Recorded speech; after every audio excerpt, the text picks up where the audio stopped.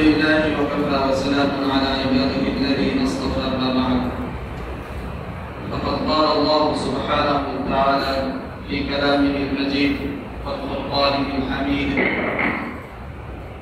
أعوذ بالله من الشيطان الرجيم. فقال ربكم ادعوني أستجب لكم إن الذين يستكبرون عن عبادتي سيدخلون جهنم داخرين. وقال رسول الله صلى الله عليه وسلم: الدعاء هو العبادة، أو كما قال عليه الصلاة والسلام. সম্মানিত দিনদার মুসলমান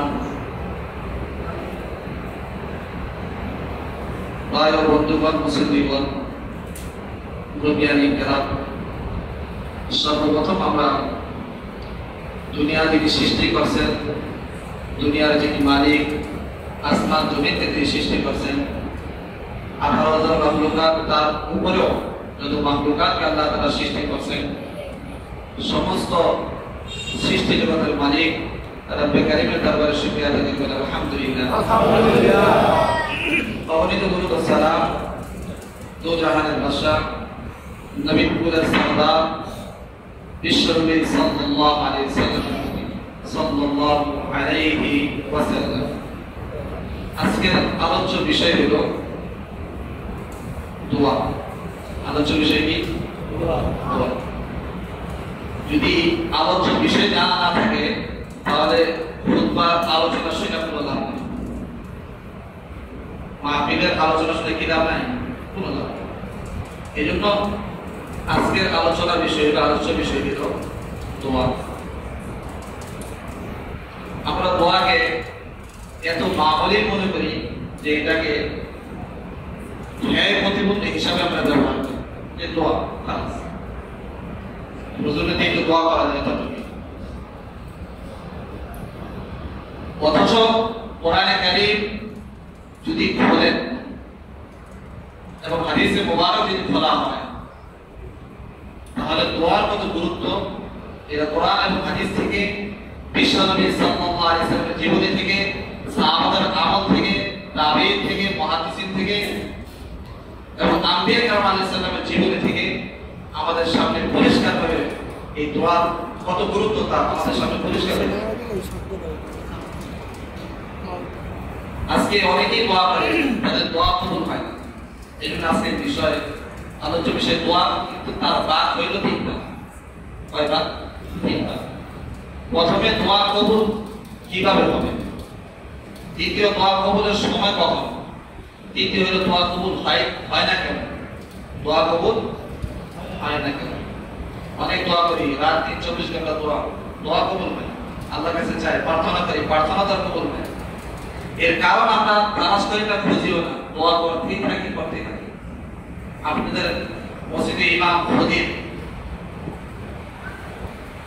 সুন্দর মতো যে আলোচ্য বিষয় আলোচনা করছেন, বাস্তবিক আলোচনা অত্যন্ত গুরুত্বপূর্ণ। এই দোয়ার সাথে ওই আলোচনারও সম্পর্ক আছে, দোয়ার সাথে আজকের আলোচনার সাথে ওই আলোচনা কি আছে? সম্পর্ক আছে। প্রত্যেকটা ইবাদতের সাথে দোয়ার সম্পর্ক আছে।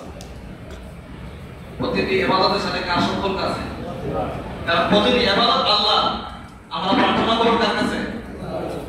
প্রত্যেকটা ইবাদতের তরিকা বিশ্বনবী সাল্লাল্লাহু আলাইহি ওয়াসাল্লাম, দোয়ার তরিকা বিশ্বনবী সাল্লাল্লাহু আলাইহি ওয়াসাল্লাম।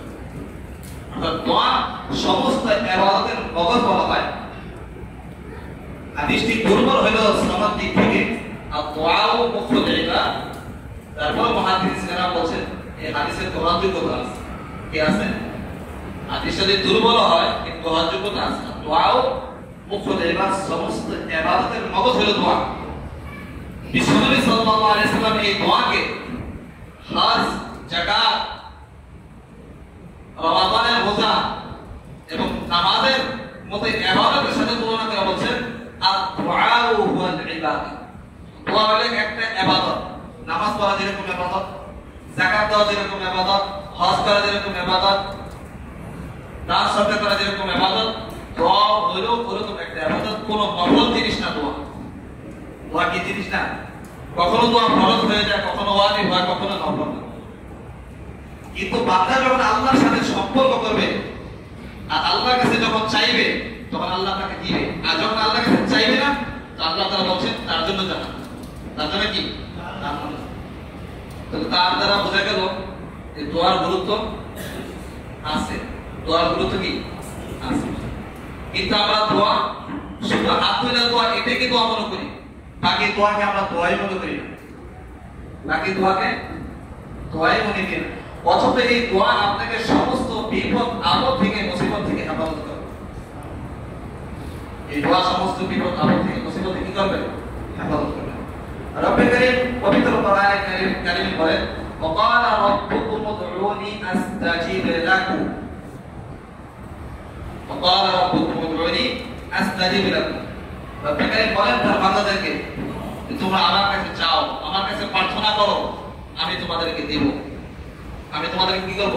দেব। আমার কাছে প্রার্থনা করো। আর যারা প্রার্থনা করবে না, ইন্নাল লাযীনা ইস্তাকবিরুনা আন ইবাদাতি সায়াদখুলুনা জাহান্নামা দাখিরিন, যারা অহংকার করবে, প্রার্থনা করবে না, দোয়া করতে কান্দুস করে হাত উঠাইতে তো কষ্ট হবে, উঠাইছে তো উঠায় না, দোয়া করছে তো করে না, আল্লাহ বলে আমি তাদেরকে জাহান্নামে গ্রেফতার করব। ইন্নাল লাযীনা ইস্তাকবিরুনা আন ইবাদাতি সায়াদখুলুনা জাহান্নামা দাখিরিন। বিশ্বনবী সাল্লাল্লাহু আলাইহি ওয়াসাল্লাম তারপরে বলেন আদ-দুআউ হুয়াল ইবাদা। দোয়া হলো কি? ইবাদত। কার কাছে করব? ওয়া ইযা সাআলাকা ইবাদি আন্নী ফা ইন্নী করিব। যিনি আমাদের অত্যন্ত নিকটবর্তী কে? আল্লাহ। যিনি আমাদের সর্বদা সাহায্য করেন কে? আল্লাহ। যিনি আমাদের সমস্ত সমস্যাকে সমাধান করেন কে? আল্লাহ।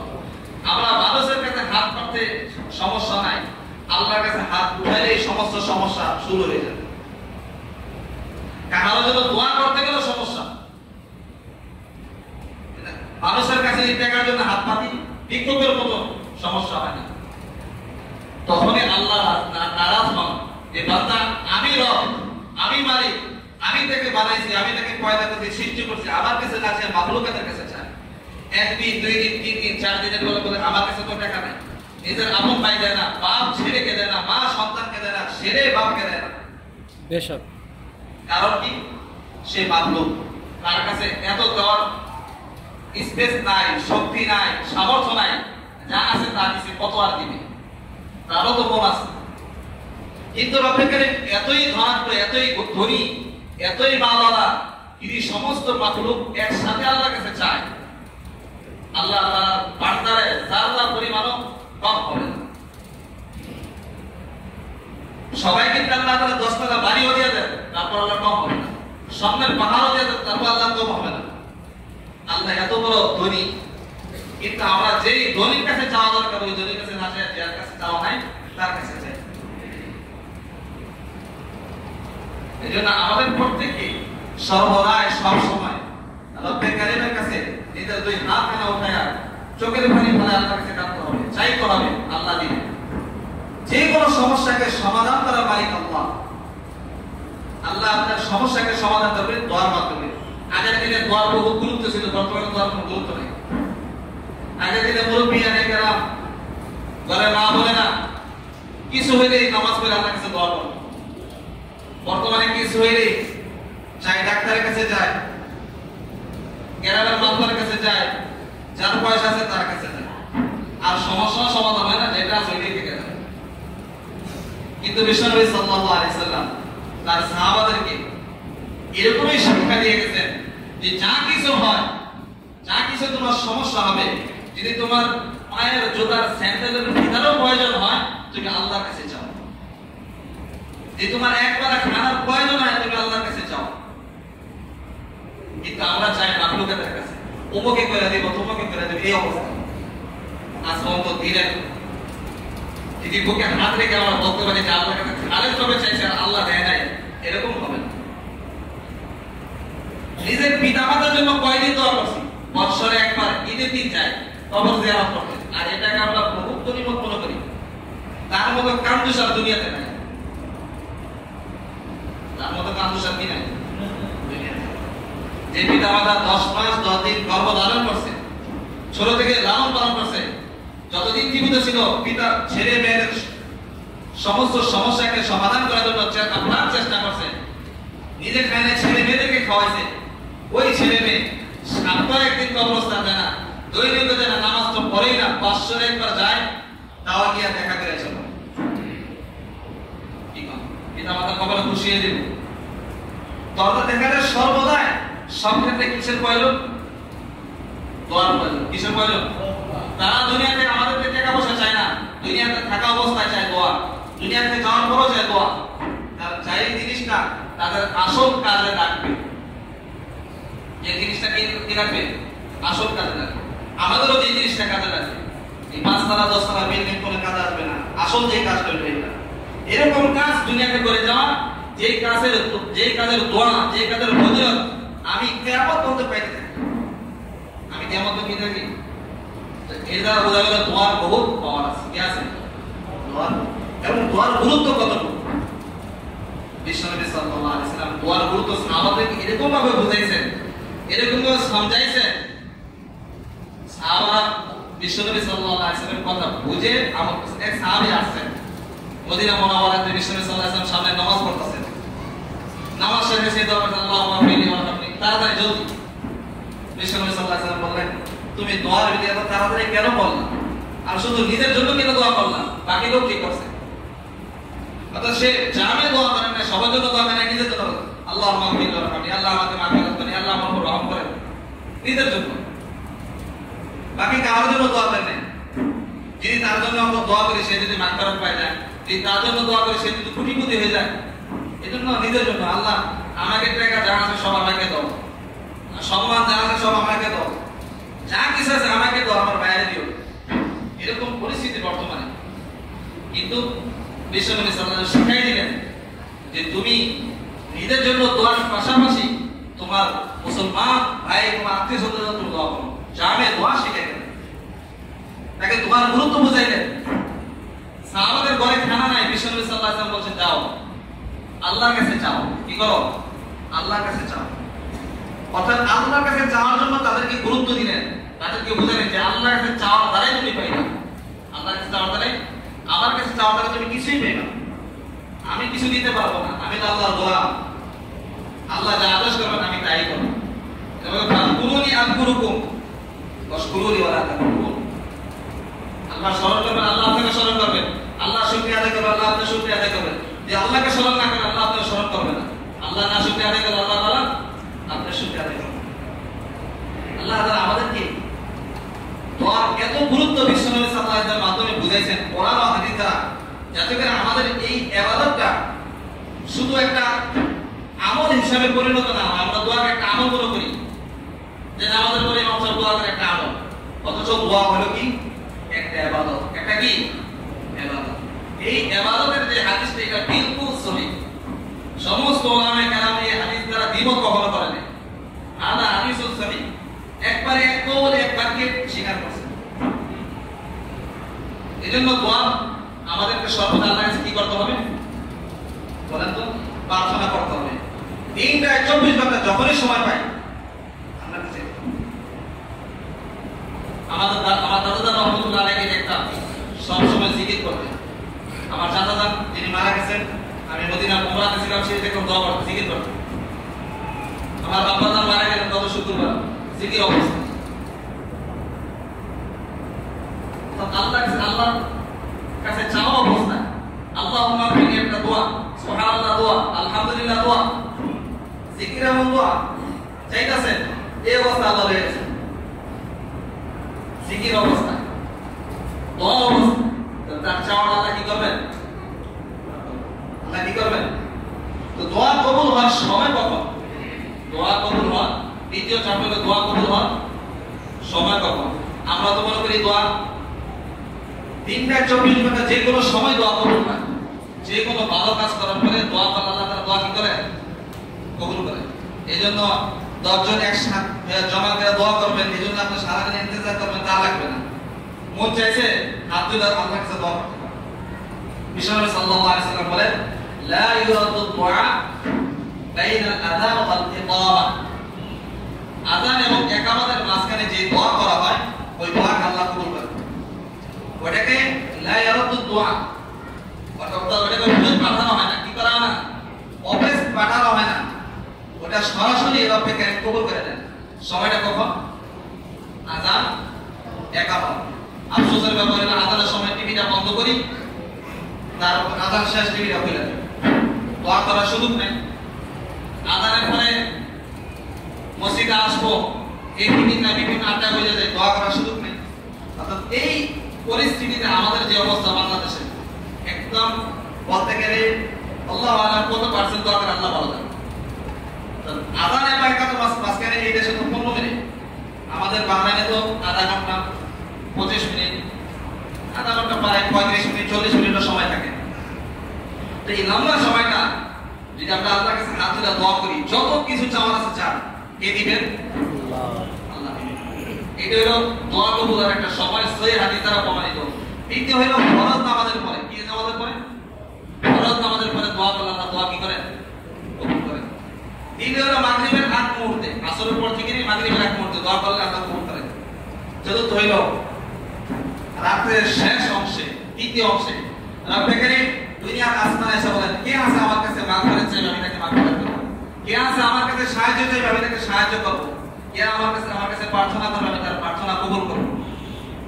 তো যারা মুমিন বান্দা, ঈমানদার, তারা ওঠে, তাহাজ্জুদ করে, রব্বে কারীমের দরবারে হাত তুলে বলে, আল্লাহ তাআলা দিয়ে দেন। আল্লাহ তাআলা ফেরাউন আছে না, ফেরাউনও দিয়েছে। ফেরাউন সারাদিন খোদাই দাবি করতো, রাত্রে পা আসমানের দিকে দিয়া মাথা নিচের দিকে দিয়ে আল্লাহর কাছে কাঁদতো, আল্লাহ তুমি রব, আমি হলো তোমার গোলাম। আল্লাহ তাআলা তারাও দিয়েছে। তো রাতে তৃতীয় অংশ দোয়া করলে আল্লাহ কি করবে? দোয়া কবুল করবে। যা চাইবেন আল্লাহ তাআলা তা দিবেন। কিন্তু আমরা কবরে কি অবস্থা আছে জানি না, দোয়া করেন আপনার দোয়ার বরকতে তার কবরে আযাব মাফ হয়ে যেতে পারে, আপনার দোয়ার বরকতে আপনার সমস্যা সমাধান হয়ে যেতে পারে। এই জন্য দোয়ার এতই গুরুত্ব, যদি 3 দিন ওয়াজ করি তারপরে দোয়ার গুরুত্ব বলে শেষ করে দিব। 3 দিন লাগাতার ওয়াজ করার পরে দোয়ার গুরুত্ব বলে যত আল্লাহর ওলি হয়েছে দোয়ার মাধ্যম হয়েছে, যত পয়গম্বর হয়েছে দোয়ার মাধ্যম হয়েছে, সাহাবী আল্লাহ তাআলার উপর রাজি হয়েছে দোয়ার মাধ্যম হয়েছে, আল্লাহর কাছে চাওয়ার মাধ্যম হয়েছে। মক্কা ফাতহ হয়েছে, বিজয় হয়েছে, সাহাবারা বিশ্বনবী সাল্লাল্লাহু আলাইহি ওয়াসাল্লাম হুকুম হলো কারো ঘর আক্রমণ করবে না, বাইতুল্লাহর কিনার করে কান্দো শুরু হয়েছে, মক্কা বিজয় হয়েছে। যা হয়েছে দোয়ার মাধ্যমে, আল্লাহর কাছে চাওয়ার মাধ্যম হয়েছে। মাখলুকাতের কাছে, মানুষের কাছে চাওয়ার মাধ্যমে কিছু হয় না। এখনো দুনিয়াতে যা হবে কার মাধ্যমে? চা আল্লাহর কাছে চাওয়ার মাধ্যমে, আল্লাহর কাছে চাওয়ার মাধ্যম হবে। শুক্রবার দিন হলো দোয়া কবুলের দিন। সুবহ সাদিক দিন সূর্যোদয় পর্যন্ত, অর্থাৎ মাগরিব পর্যন্ত যে কোনো সময় দোয়া করলে আল্লাহ কবুল করেন। 2 খুতবার মাঝখানে দোয়া করলে দোয়া কবুল হয়। মাগরিবের আগ পর্যন্ত দোয়া করলে দোয়া কবুল হয়। জুমার দিন, বৃহস্পতিবার রাতে দোয়া করলে দোয়া কবুল হয়। আরাফাতের দিন দোয়া কবুল হয়। ঈদের দিন দোয়া কবুল হয়। হজের দিন দোয়া কবুল হয়। এরকম অনেক দিন আছে যে দিন আল্লাহ কি করেন? দোয়াকে কবুল করেন। খাস দিন, বছরে 5টা রাত আছে, 5টা রাতে দোয়া করলে দোয়া কবুল করেন। রমজান মাসে প্রতিদিন তার বান্দাদের দোয়া কবুল হইতে থাকে। প্রত্যেকটা সরকার করে দোয়া করলে কবুল হয়, প্রত্যেকটা নেক আমল করার পরে দোয়া কবুল হয়। কিন্তু আমরা তো করি না। আমরা কি করি না? আমরা তো দোয়া করি না। এতই দোয়ার ভিতরে অবহেলা, এতই অবহেলা করি, দোয়া আল্লাহর কাছে কি চাবো? চাওয়া শুরু করি। এজন্য আমরা কার কাছে যাবো? আল্লাহর কাছে। আর কবুল হওয়ার সময় আমরা আজকে জানলাম। প্রথমে দোয়ার গুরুত্ব বুঝলাম যে কত গুরুত্ব, তারপর দোয়া কবুল হওয়ার সময়। দ্বিতীয় হলো আমাদের দোয়া কবুল হয় না কেন? আমাদের দোয়া কবুল হয় না কেন? এর একটা কারণ হলো আত্মীয়তার সম্পর্ক ছিন্নকারী দোয়া কবুল হবে না। তার সম্পর্ক, আত্মীয়তার সম্পর্ক ছিন্নকারী দোয়া কি হবে না? যত বড় মুহাদ্দিস হোক আর মুজাদ্দিদ হোক আর আলেম হোক, তার দোয়া কবুল হবে না। বিশ্বনবীর হাদিস, আত্মীয়তার সম্পর্ক ছিন্নকারী দোয়া যুবক যারা করে তাদের দোয়া কবুল হবে। যারা গুনার কাজে, পাপ কাজে নিবেদিত, পাপ কাজে যারা কবিরা গুনাহ শিরকি করতে থাকে, তাদের দোয়া কবুল হবে না। যারা হারাম খায় তাদের দোয়া কি হবে না? বিশ্বনবী সাল্লাল্লাহু আলাইহি ওয়াসাল্লাম কে আল্লাহ তাআলা বলেন যে আপনি হালাল খানা আহার করেন, পবিত্র খানা খান। আপনার উম্মতকে বলেন যে পবিত্র খানা খাইতে। আল্লাহ তাআলা অপবিত্র কোনো জিনিসকে পছন্দ করেন না। এক ব্যক্তি সফর বাড়িয়েছে, সফর বাড়ি আল্লাহর কাছে দোয়া করতেছে যে আল্লাহ আমাকে এটা দাও, এটা দাও, অথচ তার খানা হারাম, তার খাওয়া হারাম, তার পোশাকও হারাম,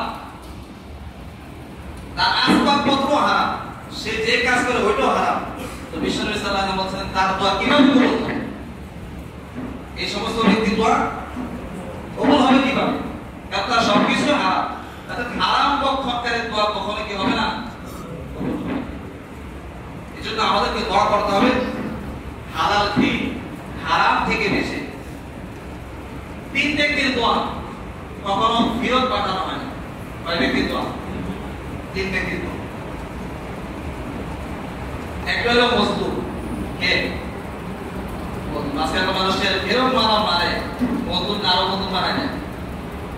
ওই ব্যক্তি যদি বদদোয়া করে আপনি দোষ। খাস করে এখানে অনেকেই পিতা আছেন, বাপ আছেন, ছেলেদেরকে কখনো বদদোয়া দেন না। যতই শয়তানি করুক বদদোয়া দিলে দোষ। কারণ কয়েকদিন পর বদদোয়া দিয়েছেন, আল্লাহ এক ওষুধ দিয়েছে, আপনি আবার আল্লাহকে সাথে আল্লাহ আমার ছেলেকে সুস্থতা দিয়ে দাও। ছেলে অসুস্থ হয়েছে আপনার বদদোয়ার কারণে, সুস্থ আল্লাহ করলো আপনার দোয়ার কারণে। এই জন্য আগে থেকেই নিজেকে হুঁশিয়ার থাকা দরকার, সতর্ক থাকা দরকার, সচেতন থাকা দরকার যে আমার ছেলে মেয়ে আমার যে কোনো দোয়া আমার জবান থেকে না বাড়ে। এবং ছেলে মেয়ে এজন্য যারা মজদুর তাদেরকে তাদের বদদোয়া আল্লাহ তাআলা কবুল করে নেন। 2 নম্বর হলো মুসাফির। মুসাফিরের বদদোয়া কবুল করে নেন। মুসাফিরের বদদোয়া কি করে নেন? তাদের দোয়া কবুল করেন, বদদোয়া কবুল করেন। এই যে আপনাদের এলাকায় মুসাফির আছে, জামাত আছে না, তাবলীগ জামাত, মুসাফির, তাদের দোয়া কি করবেন? আল্লাহ কবুল করবেন। এরকম যারা মুসাফির হজে যায় বিভিন্ন, তাদের দোয়া আল্লাহ কবুল করবেন।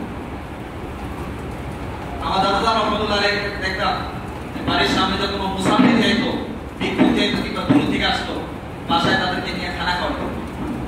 খানা খাওয়া তারা ভূমি দেখতো সবসময়, এই আমলটা আমি দেখতাম। 3 নম্বর হইল পিতা মাতার বদদোয়া। পিতা মাতার দোয়া এবং বদদোয়া কবুল করে না। পিতা মাতার দোয়া বদদোয়া কবুল করে। এই জন্য অনেক আছেন ছেলে মেয়ে, অনেক আবার বিবাহ শাদী করছেন, এরকম যেন না হয় বিবিদের কথা শুনে পিতা মাতাকে কষ্ট হয়েছে 10, এরকম যেন না হয় অন্যের কথা শুনে পিতা মাতাকে কষ্ট হয়েছে 10। আল্লাহ আপনি যত বড় আলেম হন, যত বড় মুহাদ্দিস হন, যত বড় পীর হন, যাই হন, ইঞ্জিনিয়ার হন, ডক্টর হন, যাই হন, পিতা মাতার বদদোয়া থেকে নিজেকে বাঁচান। পিতা মাতা হলো জান্নাতের দরজা, পিতা হলো জান্নাতের দরজা, মা হলো জান্নাত। আমার কথা না, বিশ্বনবী সাল্লাল্লাহু আলাইহি ওয়াসাল্লাম। তো তাদের খেয়াল করে আমাদের কি হাসিল করতে হবে? জান্নাত হাসিল করতে হবে। আর তারা একটা জিনিসই চায় দুনিয়া থেকে যাওয়ার পরে, যে আমার ছেলে সন্তানদের আমার জন্য দোয়া করে, রব্বির হামহুমা কামা রাব্বায়ানি সগীরা, আমার জন্য দোয়া করে। দোয়া কবুল না হওয়ার কারণ হলো আরেকটা, এই 3 ধরনের লোককে কষ্ট দিলে দোয়া কি হয় না? কবুল হয় না। আরেকটা কারণ হলো যদি মানুষ সৎ কাজ ছেড়ে দেয়, অসৎ কাজ গ্রহণ করে, আমরে বিল মারুফ ছেড়েছে, নাহি আনিল মুনকার ছেড়েছে, সৎ কাজের আদেশ দেয় না, অসৎ কাজে নিষেধ করে না, তাদের দোয়া কবুল হয় না। এই যে বর্তমানে বাংলাদেশের যা পরিস্থিতি, বিশ্বের আরবদের কাছে আমরা মুখ দেখাতে পারি না। বাংলাদেশের এই দর্শন মামলা, মা বোনদের ইজ্জত হলানি করা, ইজ্জত নিয়ে খেলে মেরে করা, দর্শন করা, এটা প্রত্যেকটা মুসলমানকে তার প্রতিবাদ করা। কি করা? এটা ফরজ। কি করা? প্রতিবাদ করা কি?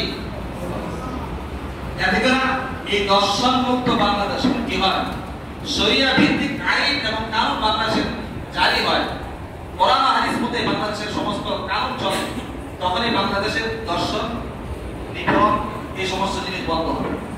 এই জন্য প্রত্যেকে আমরা কি মারুফ নাহি মুনকার করতে হবে, সৎ কাজের আদেশ, অসৎ কাজের নিষেধ।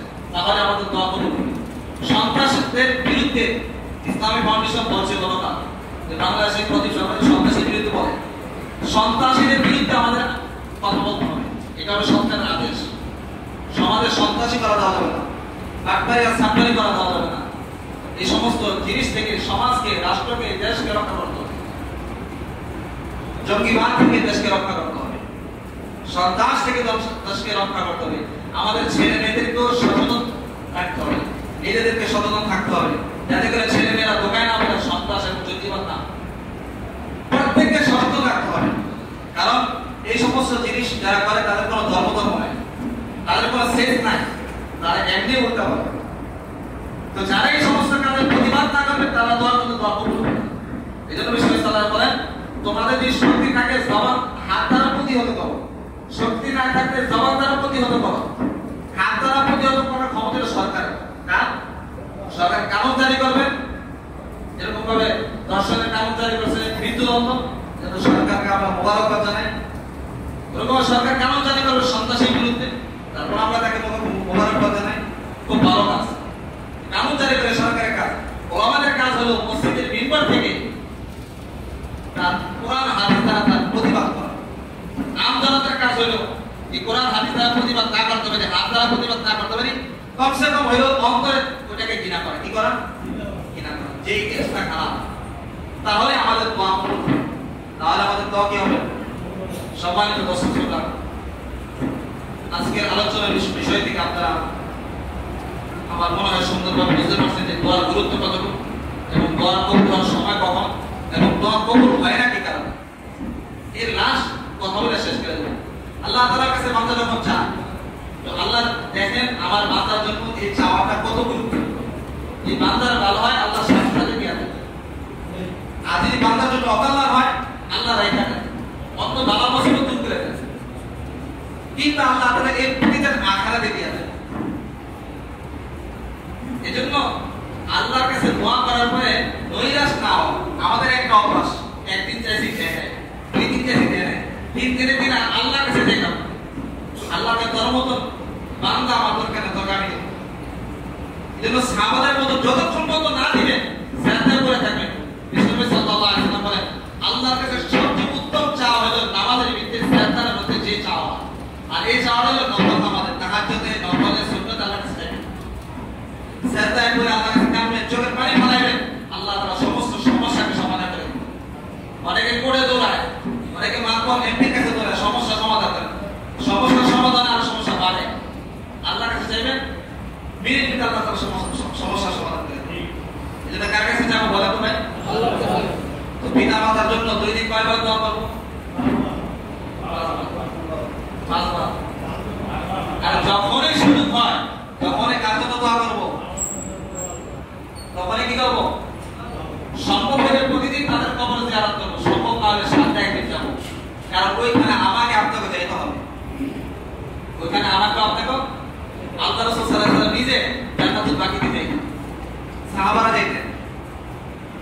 বাৎসরিক নারী আর কখনো সপ্তাহে যাওয়া নাহলে দৈনিকে একবার যাওয়া, এতই কাজের বিধি যেতে পারি। কিন্তু প্রতি সময় পিতা মাতার জন্য দোয়া করা, ভালো কাজ করা। আপনি যদি খারাপ কাজ করেন এটা সাজা পিতা মাতা পাই। এটা গুনাহ কাজ করছেন, কিলিংকে লাগাইছেন, চুকুল খুলি করছেন, খারাপ হয়ে আর চুকুল খুলি দোয়া কবুল হয় না। যারা ধীরে ধীরে হিংসা রাখে, অহংকার, তাদের দোয়া কবুল হয়। নিজেকে বহুত বড় মনে করে, আমি নাকি আল্লাহ বলে তোমার মধ্যে গম্ভীর এই বড় লোকের দোয়া আমার দরকার নেই। এজন্য নিজেকে ছোট মনে করে দুই হাতটা উঠে চোখের পানি ফেলাই। আল্লাহ তাআলা আমাদেরকে বেশি থেকে বেশি আল্লাহ তাআলার কাছে যাওয়ার তৌফিক দান করেন। আজকে আমার পিতা, আমার আব্বা রাম রহমাতুল্লাহ আলাইহি মসজিদের ইমাম ছিলেন, দিনের দায়ী ছিলেন, এরকম একটা লোক ছিলেন যারাই জানাতেন আমাদের অনেকে আপনারা গেছেন, এলাকার মানুষ থেকে আপনারা হয়তো বা শুনতে পারছেন। যিনি জানাতেন নামাজ পড়েছেন উনিও কাঁদছেন, যারা পড়ছেন তারাও কাঁদছেন। আমি আসার পর যাদের সাথে দেয়ার করছি আমার আপনার বন্ধুদের সাথে, তারা আমার হাতটা ধরে কাঁদতেছে এবং আপনার মৃত্যুর খবর পেয়ে বাহারের সবচেয়ে বড় বড় আলেম আরব আরবি বলেন সদীপ বড় বড় শেখ তাজিয়াতি প্রোগ্রামের সংবাদটা প্রকাশ করছে বিভিন্ন নিউজে এবং বিভিন্ন ব্যাপারের মাধ্যমে আমার কাছে পৌঁছেছে। অনেকে আমার সাথে 4 দিন যাব লাগাতার দেখা করছেন, আমার জন্য দোয়া করছেন। পাকিস্তান দোয়া হয়েছে, ইন্ডিয়াতে দোয়া হয়েছে, সমস্ত জায়গায় আপনার জন্য দোয়া হয়েছে, মদিনা মুনাওয়ারাতে আপনার জন্য দোয়া হয়েছে। এখন আপনারা করছেন, সমস্ত জায়গায় করছেন। বাংলাদেশে যেখানে আমার কাজকর্ম চলতেছে, মসজিদের বানানোর কাজ, তাকে সবাই দোয়া করছে। এজন্য আপনাদের কাছে দোয়া করতেছে যে আপনারা আমার আপনাদের জন্য দোয়া করবেন, আল্লাহ তাআলা জান্নাতের উঁচা মাকাম দান করবেন। এরকম লোক ছিলেন, একটা কথা বলি, জীবনে কখনো কাউকে গাড়ি দেন। আমার নানি বাড়িতে এখানে যারা আমার মামা আসেন তাদেরকে জিজ্ঞেস করেন আমার আব্বাকে করছি। আর আমাদের আরো বিস্তারিত জানতে চাই আমাদের এলাকায় আমার আব্বা সবাই জিজ্ঞেস বলছেন আমাকে উনি আমাদের এলাকার সভাপতি মাধ্যমিক কমিটি মসজিদের সেক্রেটারি বলছেন